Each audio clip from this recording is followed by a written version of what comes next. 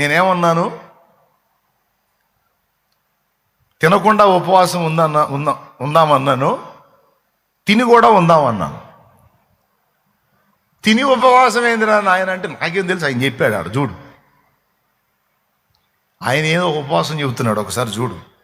తిని ఉపవాసం ఏమిటి? ఆ ఉపవాసం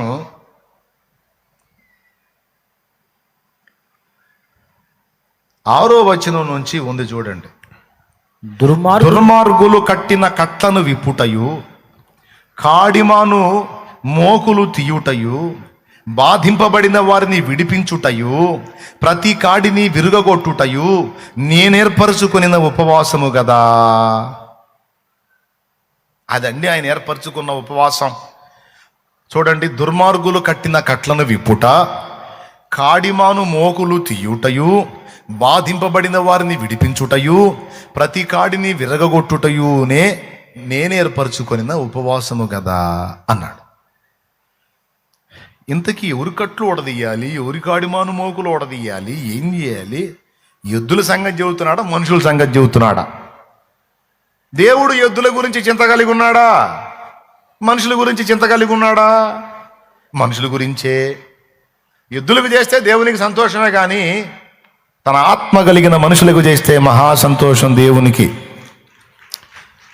దుర్మార్గులు కట్టిన కట్లను విప్పుట.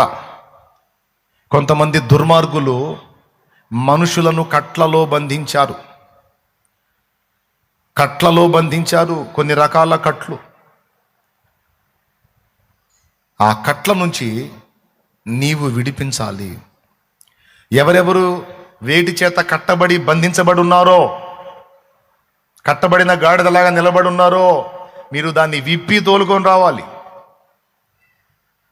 కొంతమంది కొన్ని కట్లలో బందీలై ఉన్నారు. త్రాగుడు అనే కట్ల చేత, వ్యభిచార పాపం అనే కట్ల చేత.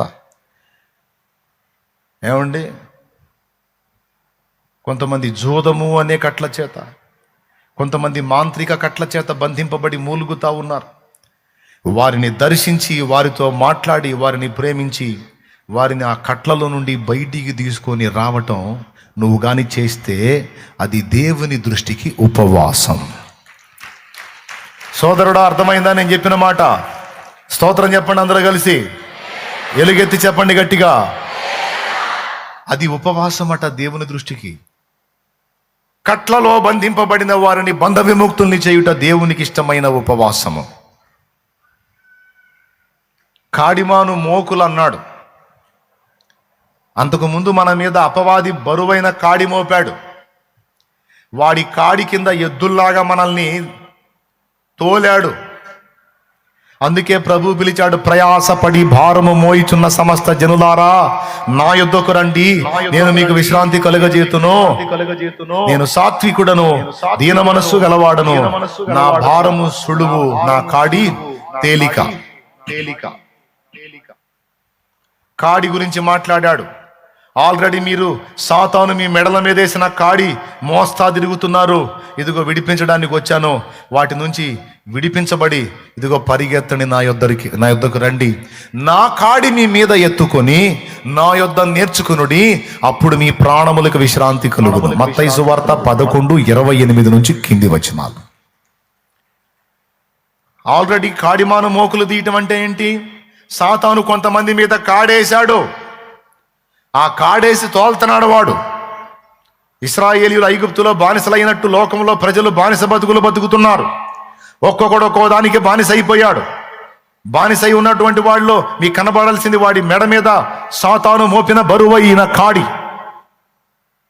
కొంతమందికి ఆచారం అనే కాడి, కొంతమందికి అలవాట్లనే కాడి, కొంతమంది దురాచారాల్లో ఉన్నారు. తెలుసా మీకు ఆచారాలు? అవి ఒక కాడి. ప్రజలకు సత్యమును ప్రకటించుట ద్వారా, యేసును ప్రకటించుట ద్వారా, సువార్త చెప్పుట ద్వారా, ప్రభువునొద్దకు ఆత్మలను నడిపించుట ద్వారా సాతాను కాడిని విరగ్గొట్టి, కాడిమాను మోకులు విప్పి ప్రజలను నీవు క్రీస్తునొద్దకు తోలుకు రాగలిగితే అది దేవుడు మెచ్చుకునే ఉపవాసము. ఆత్మలను నీవు విడిపించగలిగితే, ఆత్మలను నీవు రక్షించగలిగితే, ఆత్మలను నీవు సాతాను కాడి కింద నుండి యేసయ్య కాడి కిందికి తీసుకురాగలిగితే అది నేను ఏర్పరచుకున్న ఉపవాసం, అది నాకు ఇష్టమైన ఉపవాసం అని నేను చెప్పలా, దేవుడే చెప్పాడు. ఉందా లేదా చూడక్కడ. అవునా? ఈరోజు ఇక్కడ కూర్చున్న వాళ్ళలో నేను కానీ మీరు కానీ మనందరం ఒకప్పుడు లోకానుసారమైన జీవితంలో బలహీనతల్లో ఉన్నాం. మనం సాతాను కాడి మోసామా లేదా? వాడి కట్లలో బందీలం అయ్యామా లేదా? కాలేదా? వ్యసనాలు ఏం లేవా? దురలవాట్లు ఏం లేవా? తేడాలు ఏం చేయలేదా?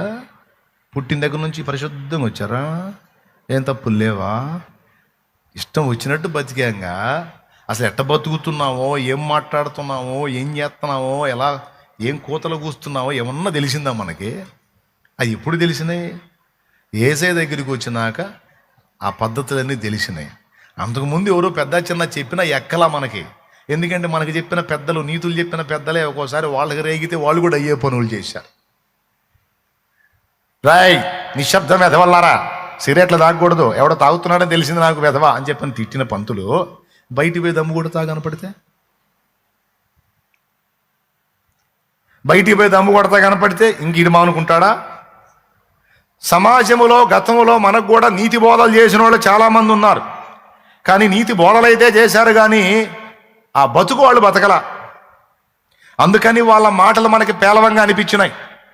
ఆఖరికి నాన్న కూడా నీతులు చెప్పాడు, కానీ నాన్న కోపం వచ్చినప్పుడు అమ్మ మీద చేసిన దాడులు, మన మీద చేసిన దాడులు, ఆయన వేసిన తప్పటడుగులు మనకు తెలిసినప్పుడు ఏడిసావు పెద్ద, నువ్వేదో పండితుల్లా చెబుతున్నావు, నీ 24 నేను చూసుకున్న తర్వాత జీవితం అని అడిగిన కొడుకులు ఉన్నారు, కూతుళ్ళు ఉన్నారు. సరిపోయింది. ఏమయ్యా కొడుక్కి బుద్ధి చెప్పుకోలేవా? ఏం చెబుతానయ్యా, నేను మంచోడ్నా, నా కర్మ,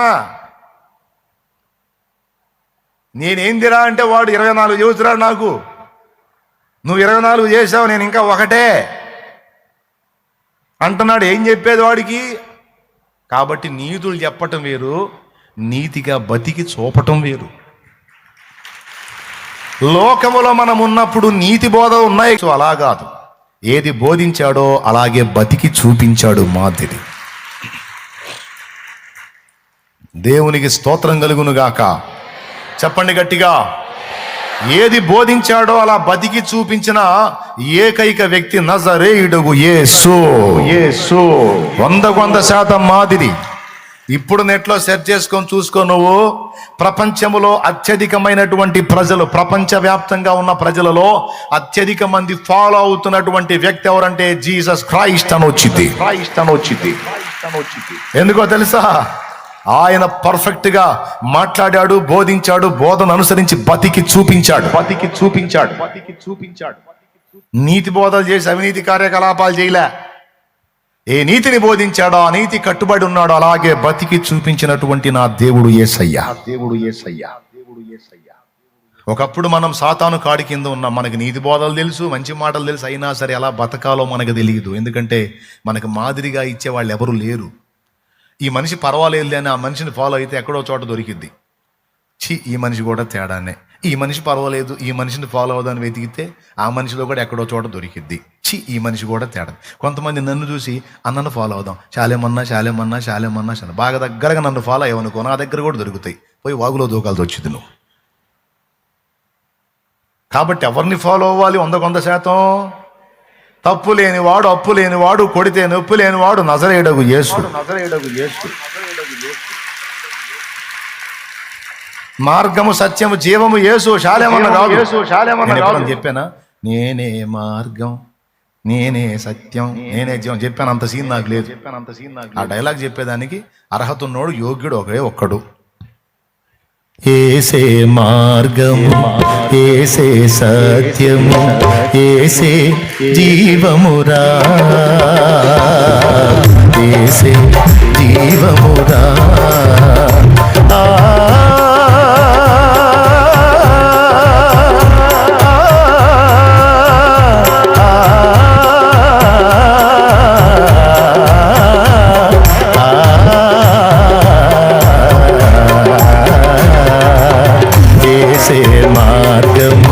ఏసే సత్యము, ఏసే జీవమురా,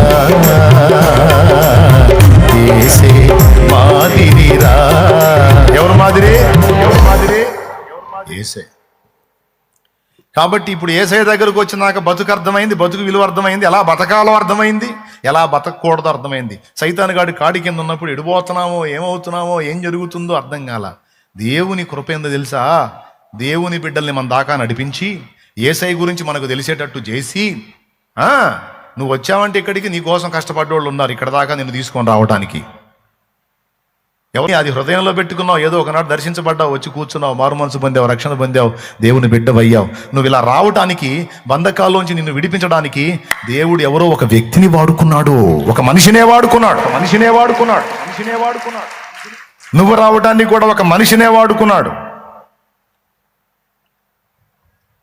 దేవుడు తానే దిగి నీ దగ్గరకు రాడు, ఆయన నీ దగ్గరకు ఒక మనిషిని పంపుతాడు. ఆ మనిషిని వాడుకొని నిన్ను సాతాను కాడి మోకులు నీ మీద వేసాడు కదా, మోకులు కట్టాడు కదా, మోకులు ఓడదీసి నిన్ను బయటికి తీసుకొచ్చేటట్టు ఒక మనిషిని వాడుకున్నాడు. ఆ మనిషి ఇప్పుడు నీ కట్లు తెంచి నిన్ను ఎక్కడికి తీసుకొచ్చిందో తెలుసా? ఎక్కడ తీసుకొచ్చాడో తెలుసా? యేసయ్య కాడి కిందికి తీసుకొచ్చారు. వాళ్ళు నాకు ఇష్టం అన్నాడు దేవుడు, వాళ్ళు నాకు ఇష్టం. అట్లాంటి వాళ్ళు చేసిన ఆ కార్యము నేను ఉపవాసముగా పరిగణిస్తానన్నాడు.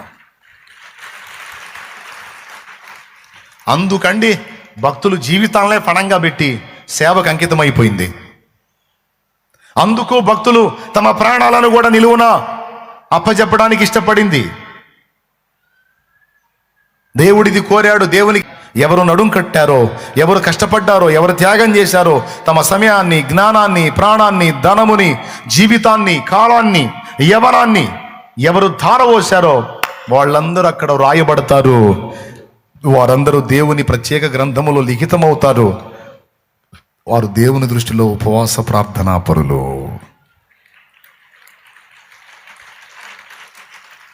అది నాకు ఇష్టమైన ఉపవాసం, నేను ఏర్పరచుకున్న ఉపవాసం అన్నాడు.